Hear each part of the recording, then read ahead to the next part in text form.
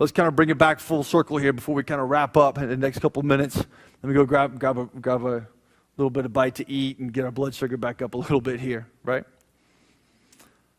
How do you define parenting excellence? And I'm going to give you a minute or two and think about that. And I'm going to ask a couple of you to share what your definition is, right? How do you define parenting excellence? What does that mean for you? And once you have your definition down, before I ask you to share it, I want you to think about,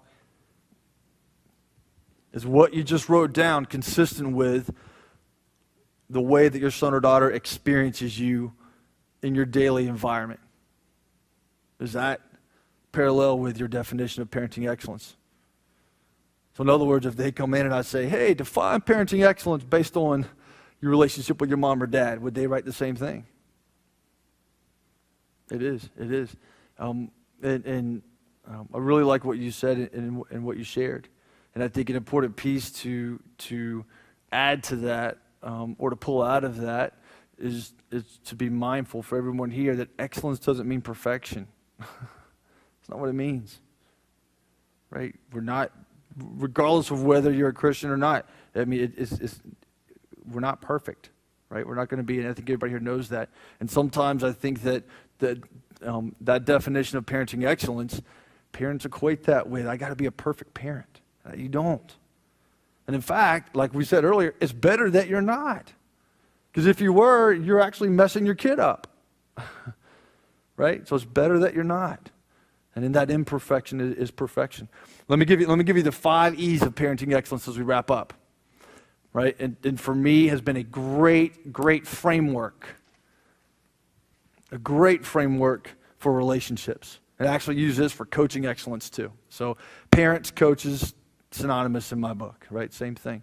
Here's the first one. First E is the example that you set. First E is the example that you set. How are you modeling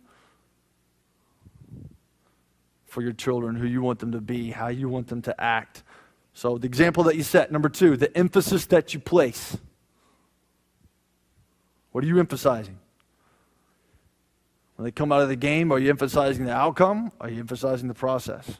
Are you emphasizing the number of blocks they got, or are you emphasizing the effort they gave? Right? Are you emphasizing the competition they dominated, or are you emphasizing the teamwork and the way they uplifted one of their teammates when they were down, and that got them back in the game, right? Third E, expectations that you have. And expectations are tricky, aren't they? Right? You got to have them when you come in. These are the expectations that we have in this family. Just like coaching teams, these are our expectations. And the trick is to have those expectations, but provide that environment in a way that it doesn't come across as being compliant, right? But we're committed to those expectations. And we're going to start off with that in our next session. I think you're really going to like what we're going to the approach we're going to take. The fourth one, the environment that you design.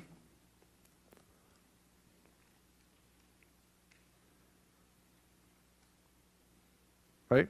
And in the environment that you design, is it pushing or pulling in that relationship, right? Whether it's in the car after the game, at home, on the way, the night before the game, is it pushing or pulling? Is it attracting or is it chasing? In that environment, in terms of your relationship.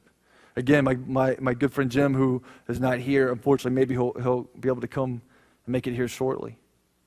You know, he said that for him, with his son's football, baseball experience in middle school and the first part of high school, he couldn't watch the son's game.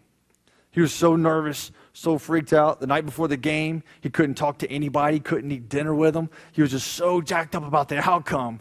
Then the day of the game, he couldn't even ride with his own family to the freaking game, right? And just because of, A, he wanted so much for his son, but B, that he also took that on him, right?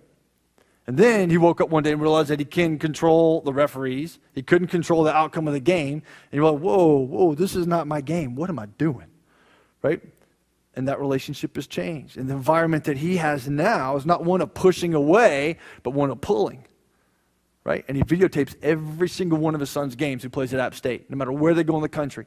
And he films them, and he as a gift back to App State. Right? But the environment that he creates daily is one that attracts and pulls, not pushes and chases. Right? It's different. Last one, the energy that you bring. What energy are you bringing to the table? And energy does not always have to be a rah-rah parent. It doesn't have to be that. Energy does also not always have to mean that you're always what? You're always talking. That doesn't have to be, right? You can be silent, but still have a very high and engaging energy too, right? Okay? So the 5 E's for parenting excellence. The example you set, the emphasis you place, the expectations that you have, the environment that you design, and the energy that you bring.